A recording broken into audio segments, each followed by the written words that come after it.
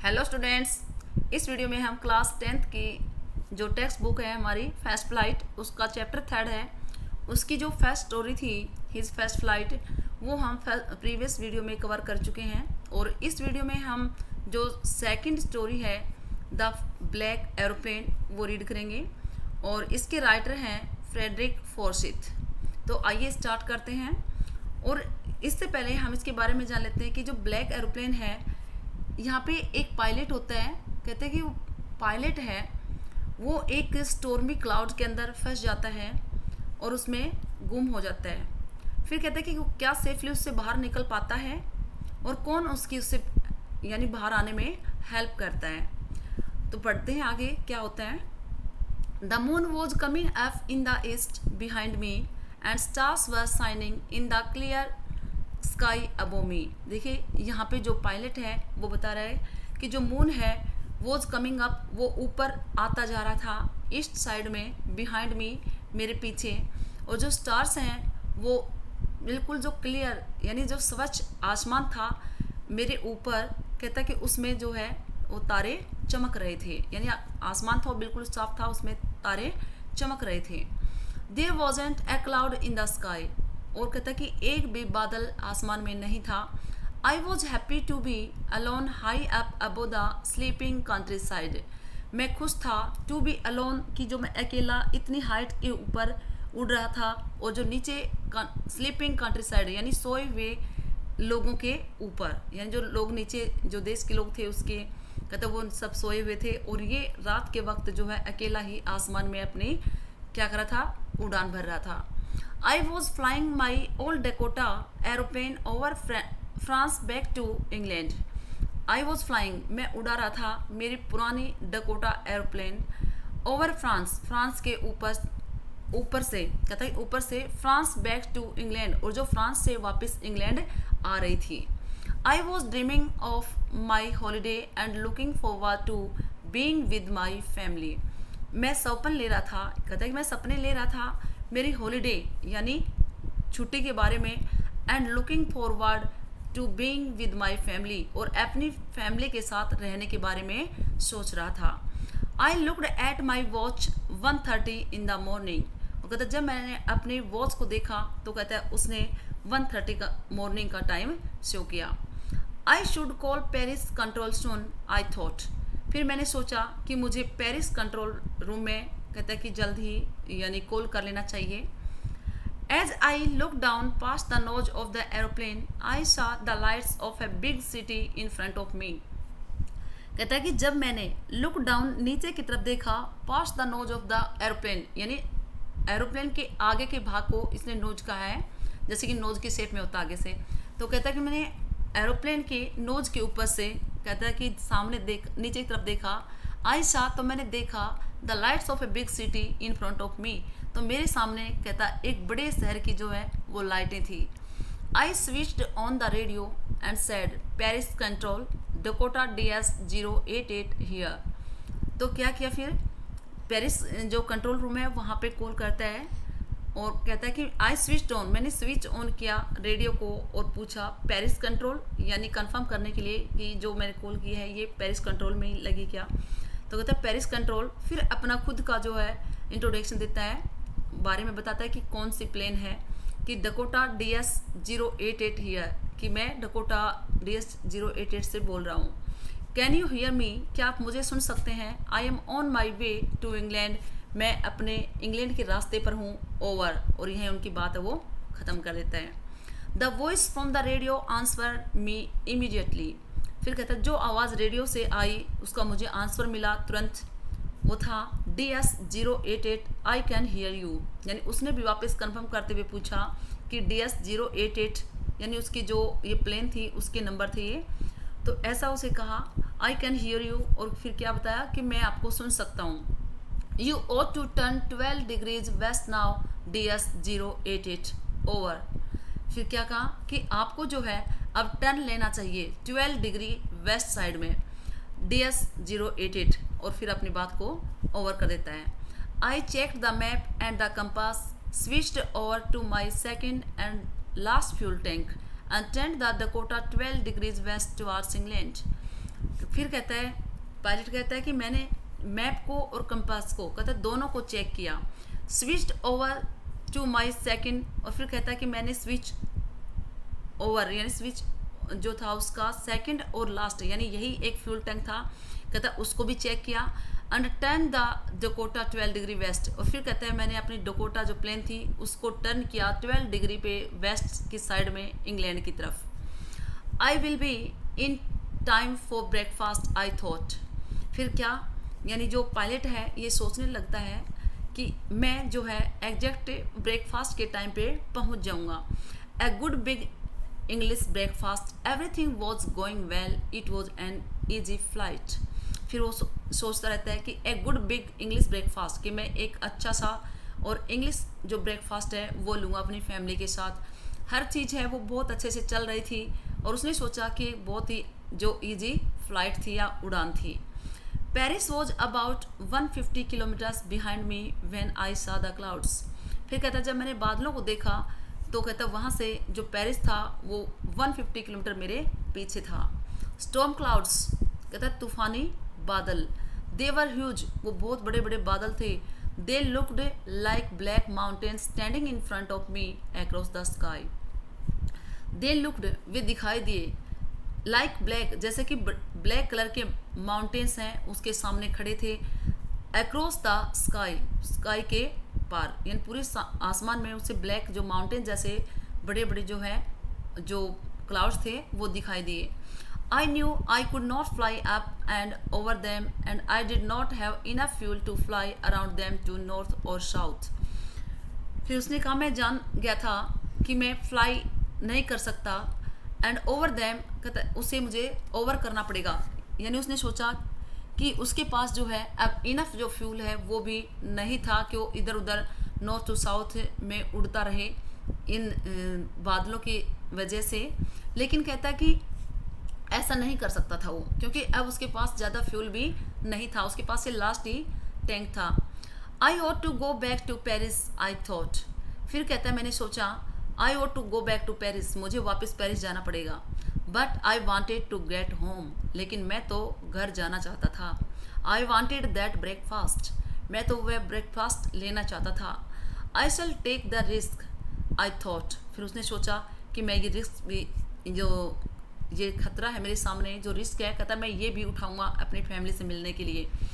And flu that old Dakota state into the storm, और फिर कहता है कि सीधे उसने वो उड़ गया, यानी अपनी फ्लाइट को उसने उड़ाया सीधा तूफान के अंदर, यानी तूफान के अंदर से ही उसने सीधा अपना रास्ता लिया।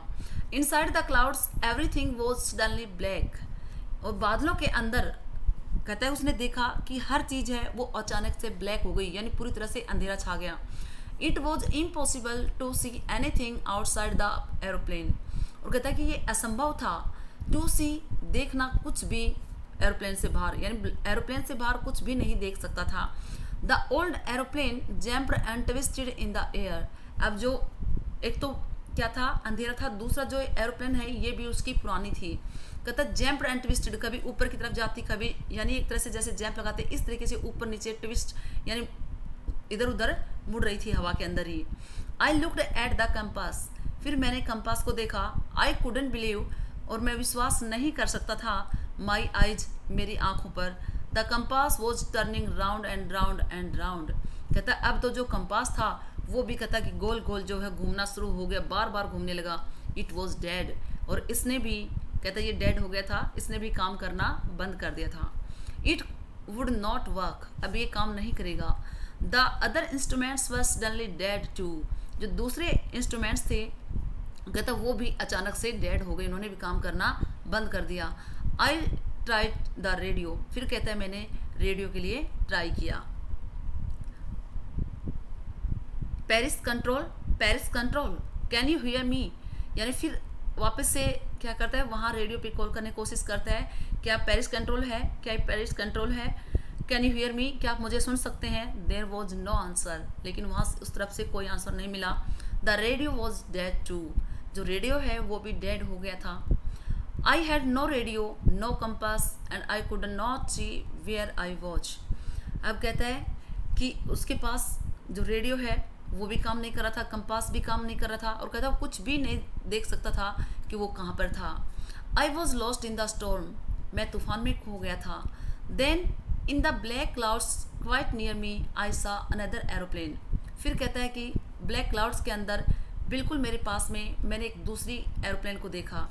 It had no lights on its wings but I could see it flying next to me through the storm. कहता है कि इस फ्लाइट के अंदर, कहता है कि कोई लाइट्स नहीं थी, जैसे कि इसकी पंखें होती हैं उनके ऊपर लाइट्स लगी होती हैं, बट इस एरोप्लेन के ऊपर की जो विंग्स थी इन पे कोई लाइटें नहीं लगी हुई थी, लेकिन मैं उसे उड़ते हुए देख सकता था मुझसे आगे तूफान के अंदर। आई could see the pilots face, मैं पायलट का फेस देख सकता था, टर्न टुवर्ड्स मी, जो मेरी तरफ देख रहा था। I was very glad to see another person, कहता मैं बहुत खुश था दूसरे व्यक्ति को देखकर। He lifted one hand and waved, उसने अपना एक हाथ उठाया और मेरी तरफ हिलाया। देखिए जब अकेला पर्सन कोई ऐसे वक्त पे होता है जहाँ कोई भी नहीं होता इस तरीके से, यानी तूफान वगैरह आ जाता है तो थोड़ा मतलब डर सा होता है, बट उसे दूसरा व्यक्ति जब वहाँ दिखाई दिया तो अपने मन में थोड़ी सी उसे खुशी हुई कि एटलीस्ट कोई तो मुझे यहाँ पे दिखाई दिया, अदरवाइज तो कोई रास्ता ही नजर नहीं आ रहा था, कहाँ जाए, कहाँ था कहाँ नहीं था। ही lifted follow me, he was saying follow me, और कहता वो मुझे बोल रहा था कि मुझे फॉलो करो, मुझे फॉलो करो। He knows that I am lost I thought, और मैंने सोचा कि शायद उसे पता था या वह जान गया है दैट आई एम लॉस्ट, कि मैं खो गया हूँ। He is trying to help me, वह मेरी हेल्प करने की कोशिश कर रहा है। He turned his aeroplane slowly to the north in front of my Dakota so that it would be easier for me to follow him. He turned his aeroplane, फिर उसने अपनी एरोप्लेन को घुमाया स्लोली, धीरे से, north side, in front of my Dakota, कहता मेरे Dakota के बिल्कुल सामने से, सो दैट, ताकि, it would be easier for me to follow him, ताकि मेरे लिए आसान हो, और ज़्यादा आसान हो उसको फॉलो करना। I was very happy to go behind the strange aeroplane like an obedient child, कहता मैं बहुत खुश था उस स्ट्रेंज एरोप्लेन, स्ट्रेंज क्यों कहा है यहाँ पे, क्योंकि वो जानता नहीं है कि कौन सी प्लेन है, कौन पायलट है, तो कहता कि ये जो स्ट्रेंज एरोप्लेन थी, कहता इसके पीछे जाना एक ओबीडियंट बच्चे के जैसा उसे लग रहा था, और उसे बहुत खुशी हो रही थी। After half an hour the strange black aeroplane was still there in front of me in the clouds, कहता कि आफ्टर हाफ एन आवर, आधे घंटे के बाद भी जो स्ट्रेंज ब्लैक एरोप्लेन थी, कहता वो अभी भी मेरे सामने थी बादलों में। नाउ अब there was only enough fuel in the old Dakota's last tank to fly for 5 or 10 minutes more, कहता अब इस डकोटा के अंदर केवल 5 या 10 मिनट के लिए ही जो ये टैंक के अंदर फ्यूल था, कहता वही उसमें बचा था, केवल जो डकोटा था ये केवल 5 या 10 मिनट तक ही उड़ सकता था, इससे ज़्यादा नहीं।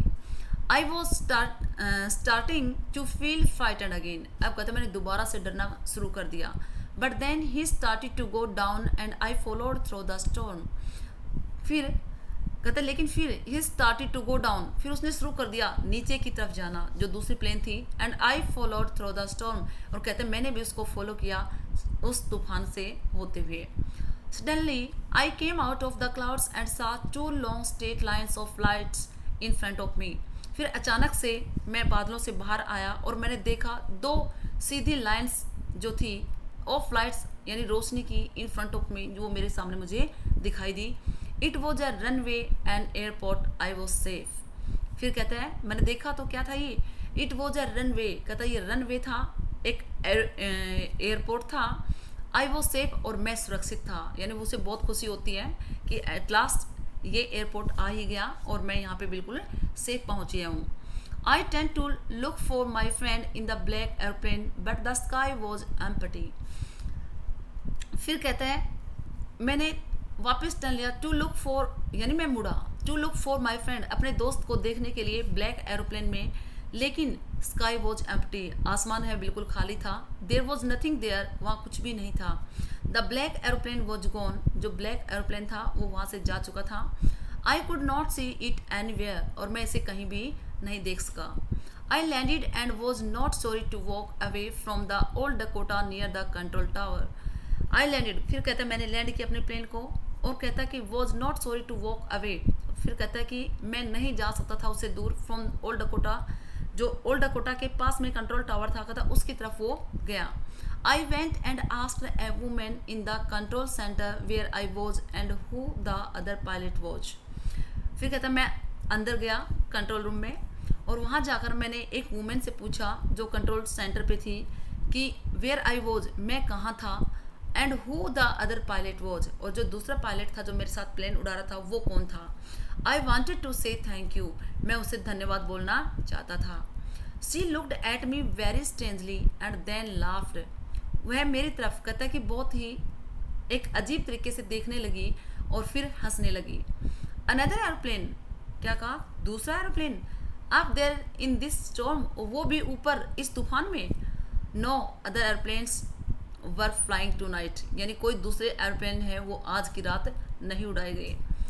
Yours was the only one I could C on the radar, कहते केवल आपका ही एक प्लेन था जो मैं रडार से उसे देख सकती थी।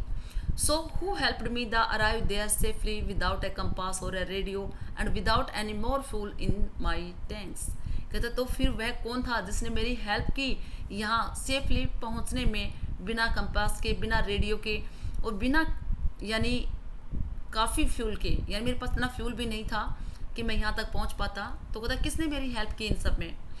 Who was the pilot on the strange black airplane flying in the storm without lights, कहता कौन था वह पायलट उस एक स्ट्रेंज ब्लैक एयरप्लेन के अंदर जो फ्लाइंग इन द स्टॉर्म, जो तूफान में उसे उड़ा रहा था बिना लाइट्स के ही। तो देखिए ये चैप्टर यहाँ फिनिश होता है, बट यहाँ पे जो हमारे लिए एक सस्पेंस रह गया है कि जो ब्लैक एयरप्लेन थी ये कौन सी प्लेन थी, कौन इसका पायलट था, कहाँ से आई थी और कहाँ। कंट्रोल रूम में जाकर तो पता चला कि वहाँ पे कोई जो फ्लाइट है वो उस रात उड़ी ही नहीं थी, तो हमारे लिए और भी जो है सस्पेंस क्रिएट हो जाता है। तो यही हमारे लिए जो स्टोरी थी यही कंप्लीट होती है। Thank you for watching.